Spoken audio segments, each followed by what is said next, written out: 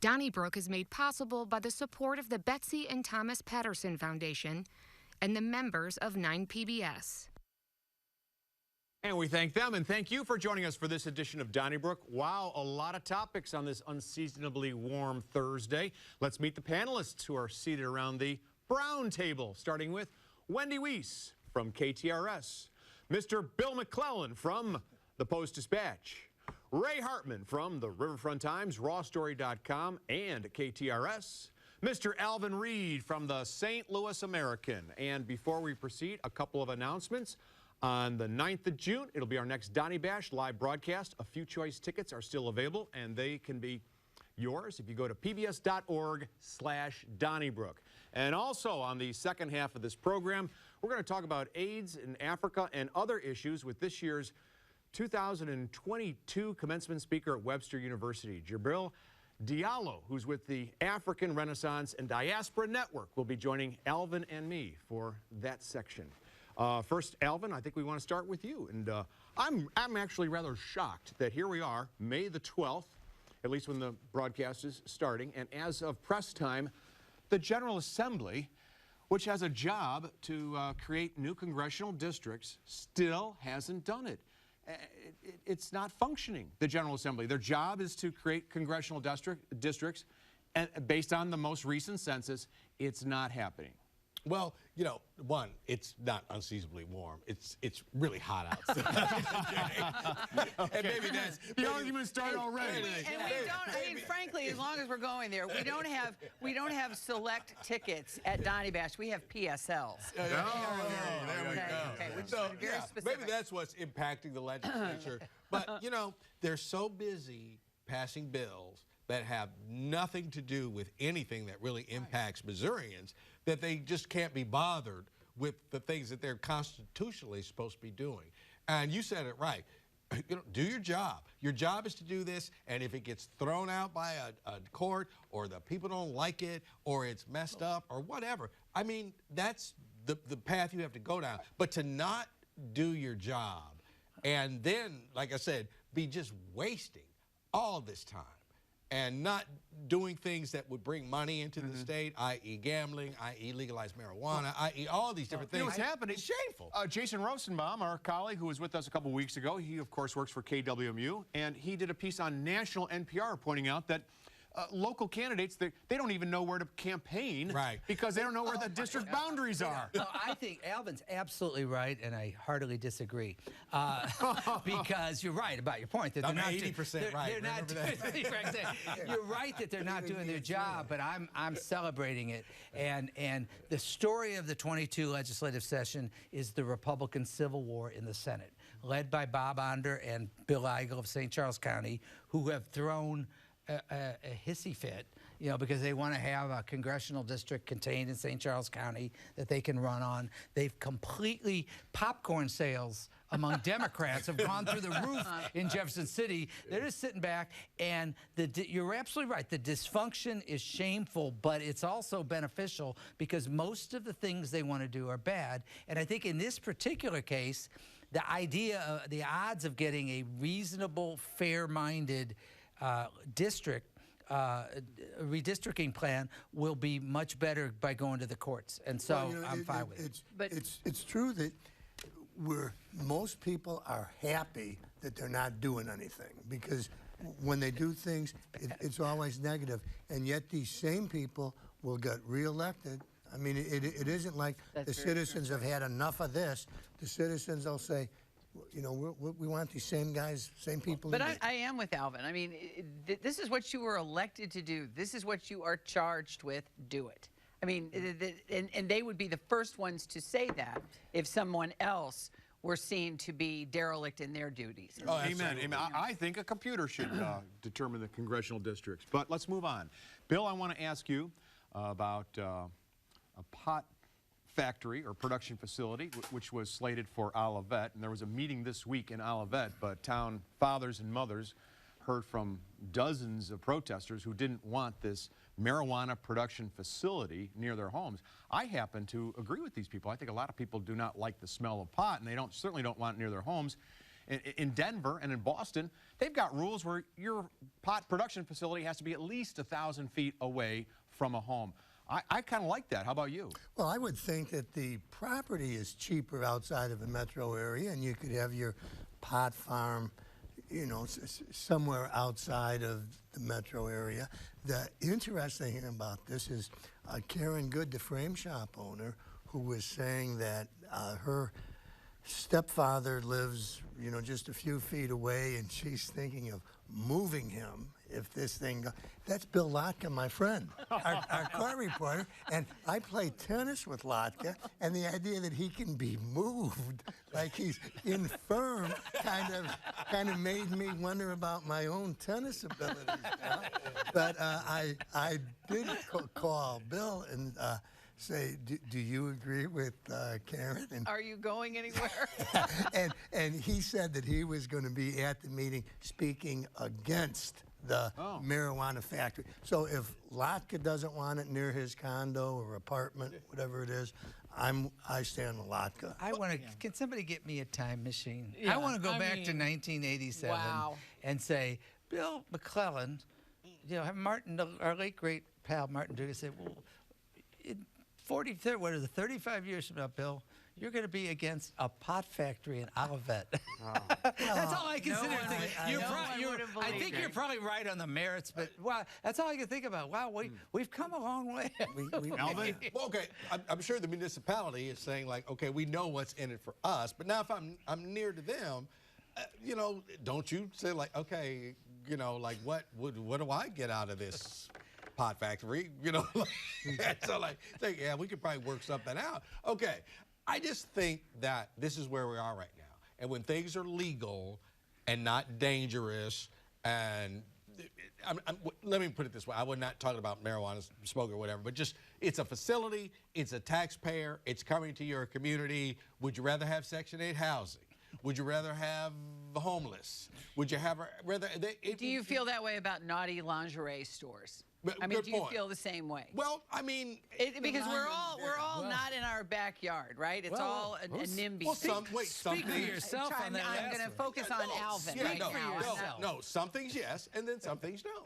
Yeah. Exactly. And then it's also up to where you live to say, like, no, you can't put this like in a residential area. It would have to be on like a, you know, a main. Well, let me tell you wasn't something, the facility vacant for like what, 25 years? Yeah. I mean, they haven't had a lot of takers, so you know. But that's not the point. The point is a lot of people just don't want to be living near the smell of pot. But no, to wait, some, maybe who said it would smell like pot? No. Well, even the proprietors said they're going to try and minimize it. They didn't say that has no smell. You're making it sound like it's just going Look, to smell like. let me tell you something. I'm speaking on behalf of a lot of people. People don't like the smell of pot, which has wafted throughout our society. Every stoplight I'm at right now, even in the pouring rain, I smell pot from the car that's next to me.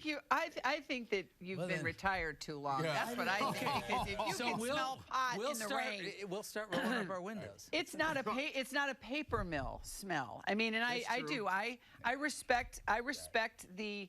So I'm told. I respect the residents of Olivet, and I agree with you. And that's kind of like an inside joke. And Bill Lotka. That's an inside joke between Wendy and I, because we know what a paper mill smells like. I do too. I've been to Rumford, Maine. It is bad. Isn't there a growing facility, which is what this is? This isn't a factory, it's a growing facility. Yeah. Isn't there a growing facility in Rock Hill? I mean, is it Rock Hill? I mean, I've always thought of those rural areas out off of 70. I personally think that's where I think it should be. Yeah, I agree. I happen to think it's just fine, but any community's got the right to do its own zoning. Let me ask you So right I mean, I'm about, not going to sit here and wait. I mean, if it were, you know, of the things you mentioned, you know, if it were near me, I mean, pot factory, fine. Lingerie factory store, Even fine. Republican party headquarters, not fine. I mean, it just depends on where you come in. Well, let me ask you about a plan that was announced this past week by Rhonda Hamnabrugge and airport officials to renovate Lambert to the tune of $3 billion. That's got to be one of the biggest expenses this region has had since, I don't know what, the renovation 6440. Do you think that Lambert's problems, whatever they are the result of the terminals being as... Do you think $3 billion is going to really help St. Louis when it comes to airline traffic, et cetera? I am biased because I'm a big fan of Rhonda Hamnebrigi, even though I can't say her name right. And first of all, we haven't had a public official do as good a job as she has in a long time. And yes, I think it's great.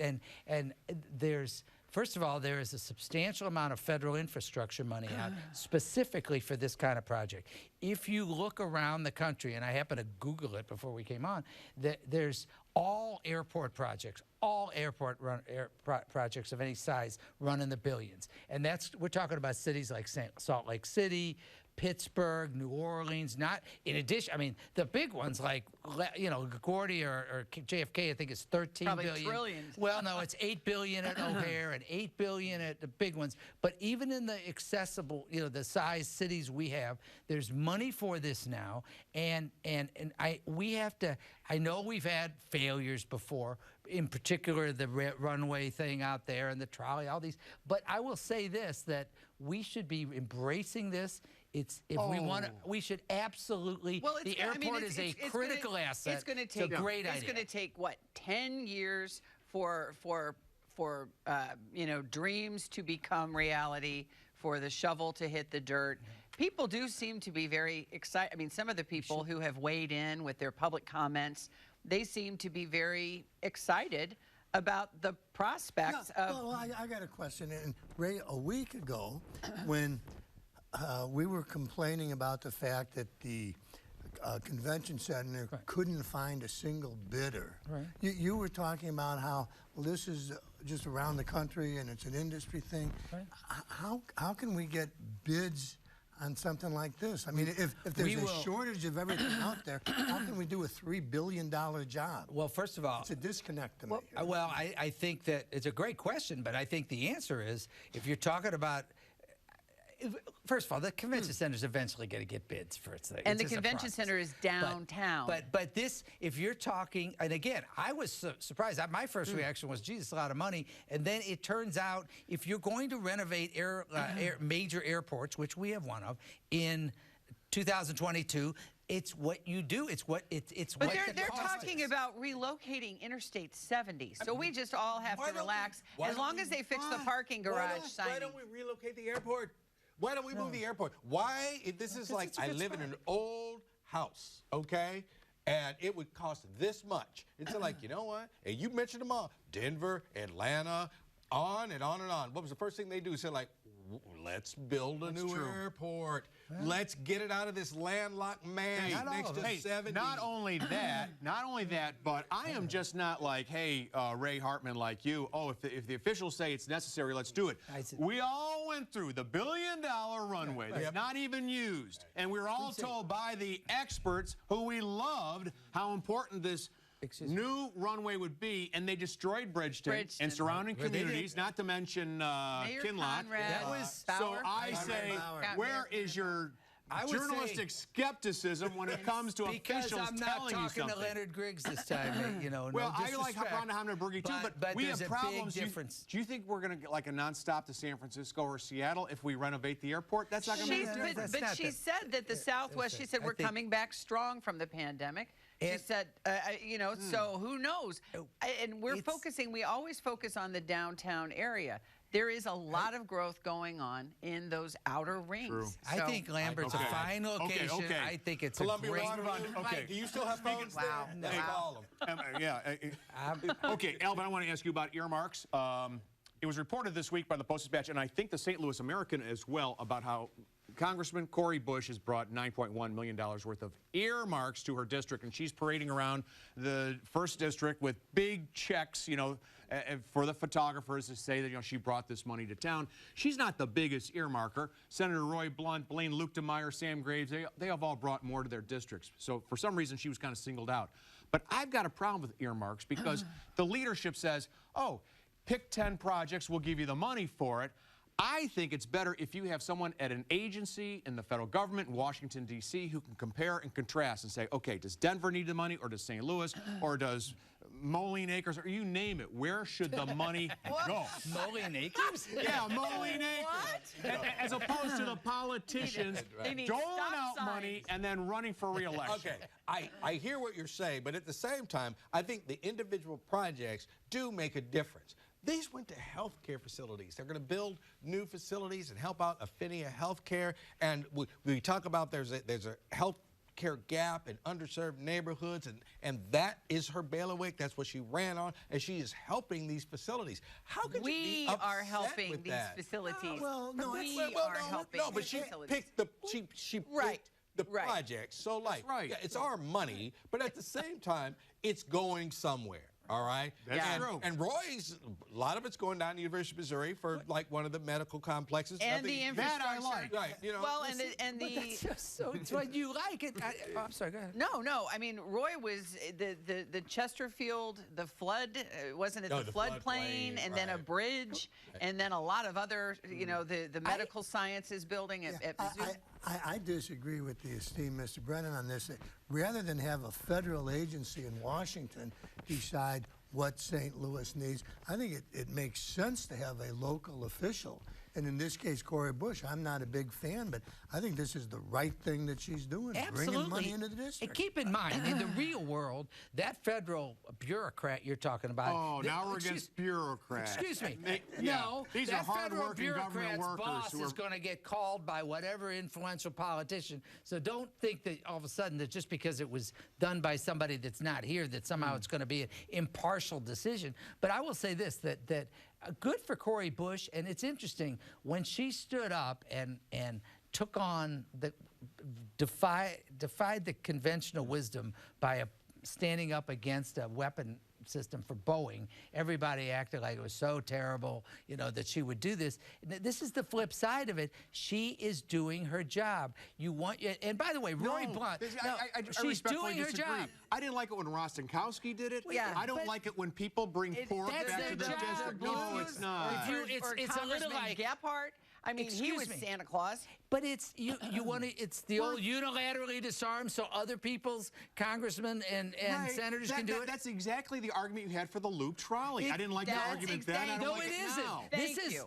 this is more akin to what you're talking Luke about Trolley with TIFs, Part 2. where I don't like it. You can, No, if you actually, you cannot. And by the way, Roy Blunt, whatever a lot of us think about him, one of his legacies is he did a great job bringing projects, including home the without bacon. Roy Blunt and Lacey Clay, we would not have the NGA in St. Louis. Oh, It would be in goodness, Ray. Illinois. You know, and the that's NGA a is big like deal. the only facility in the country where we had to raise our local taxes to fund a federal Excuse me. facility, and we gave it a tax break. I've never seen any facility get so much credit from different people. Yeah, I thought businessmen. Bob Yeah. Clark brought it up. Bob Clark brought it here. Roy Blunt, Lacey brought it here. Lacey Roy Clay brought it and here. Roy Blunt do deserve that credit. And on Bob that. Clark of Clayco. You know, How I'm about the mayor at the And I time, think Lyda I'm Cruz? trying That's to- right. Mayor. That's I right. had something to can't do even with it. say something nice The about Board a of Republican. Aldermen. All right, Wendy, I want to move on to, I want to move to you, Bill. John Hayden, Chief of Police, in a memo this week announced that police officers working weekends in community policing from 3 to 3 are going to be working 12-hour shifts. That's PM to AM. I think that's long, and that could make the officers prone to error. What's your view on a 12-hour shift for a cop? Oh, I think it's terrible. I mean, it's a stressful job, and to do it 8 hours would be difficult. Making somebody work for 12 hours, and in the situation that the police find themselves, and all of a sudden making a decision and stress, it makes no sense at all. And I like Chief Hayden. I'm very surprised that they would even consider this. Well, I think desperate times, frankly. I think desperate times require desperate measures. They're down 127 officers at this moment, but it scares me to death because we don't have the same applicant pool that we had before. I'm not sure that after 12 hours, even the cream at the very top of the applicant pool is going to be capable of making life and death decisions. And I'm with you, Bill. I just think that it's a bad idea. I've had a job where I worked 12-hour shifts 2 days in a row. Oh, boy. And it was, you know, like I said, it was not being a police officer. Do not get me wrong. But I will say this also, that we had a horrific crash here where the police were chasing somebody. Delmar. And if it were to come out that the police officers involved were on the 11 and a half hour of their 12-hour shift, everybody would be Put saying those like, strips down. yeah, that would be, people would say this was caused by the fact that they were tired. I see, and I agree with everybody. I mean, it's pretty much common sense that this is a bad idea. I'm wondering, and I don't have any insight particularly into this other just, I'm wondering if maybe Hayden or the police are trying to draw attention to the fact that they need more resources, and they're throwing out this obviously not great idea because my view is, and I've never been. Do they have the bodies though, Ray? Well, even if they have the resources. Well, my thought is, and I don't have a magic answer. I've never been for defunding the police. I do think that a combination of more resources for pay, training, coupled with expectations, meaning holding police accountable when you do that, is the best kind of general strategy. And maybe this is a way to get attention to pumping more money into the department, but it's got to be coupled with training and accountability. Well, I think that people already understand that the police need more, not less, in the way of resources. So I don't know why the chief would come out with this. I wouldn't either. And like if they hate something, okay, you can work 8 and take off 10, and then come back and work another 6 or whatever. Like truck drivers do. Blitz. Right? Yeah. Yeah. Like maybe that's a better solution, but just 12 straight. No, it's dangerous, actually. Final topic. Wendy, I want to ask you about a plan that's apparently sprouting across the country, including Kansas City. You have some connections there. To have what's called No Mow May. In other words, homeowners are asked not to mow their lawns in May so that the grass can grow high and the pollinators can thrive, like moths and bees. And there are communities really across the nation now, they're saying, okay, nobody mow your lawn during the month of May for the sake of the planet. How do you feel about that? Well, not to make myself sound like the grumpy old woman, but I think we've completely gone around the bend. I truly do. I mean, and I want butterflies and bees to have active social lives. I truly, truly do. But to have the grass growing over the windowsill just does not appeal to my inner suburban sensibility. And you're asking residential people to fix a problem that they did not create. That this is one of those things that we've been mowing our lawns for forever. That's not why bees are like not around. We're poisoning them. We're doing all kind of other stuff. Let people mow their lawns. I disagree. I disagree with both of you. It's sort of that mentality. Somebody else has got to deal with the climate and the environment. First of all, I just want to say, I'm very pro-bee and pro-butterfly. And I think they know what I'm talking about. But yeah, I'll see who's more popular with them now. But no, I am absolutely. I think it's a great idea because Ray. You know what? For homeowners to have the grass growing a little long, is not exactly a huge sacrifice. I mean, really, when you compare it to the planet, I mean, it really is. In St. Louis, if you don't mow your lawn in May, you'll have a jungle out there. So what? I mean, is that that's a really? Yeah. So what? Which is better, helping the planet and helping the pollination? Do you want to carpool with me next week, Ray? Yeah, Do you want me to pick you up?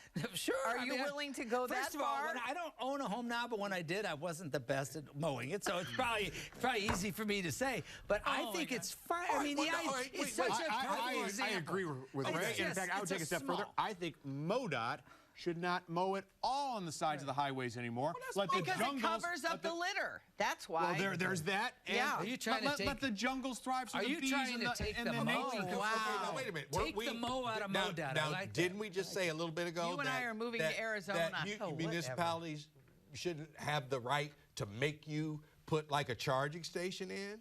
Why are we against the charging stations? But like, oh no, but you can let your grass grow 17 feet what's wrong? tall. I thought you were against homeowner associations. Now you sound like you are one. No, I am against homeowner associations. Right. I just like, look, if people want to. Oh my goodness. Wow. You know, something. A lot of people, when they decide, thank you so much, when they decide to retire, they maybe go fishing. Did you do anything special today, Charlie? Look at the monitor. Did I go anywhere? I went to Busch Stadium today. And? Oh, no. There he is. We're supposed to destroy this film. Oh. Look at him. All right. You have got my Chucky. favorite jersey on. That sky blue is the thing, man. That's right. I like That that. is Number 34 for fantastic. almost 34 years at KMOX. That is Who is that old guy fantastic. playing me? That's strike. That's awesome. Right down the middle. That It's was strike. awesome. Good call by Fred You Burke. didn't Yeah. bounce it. That's the main criteria. And by the way, what an amazing career you had in Seriously, radio. Charlie. You're too Seriously, kind. 30 We are proud to know you. Seriously. I know. You guys What are a all too career. kind. And in the age of COVID, I shouldn't blow these out, should I?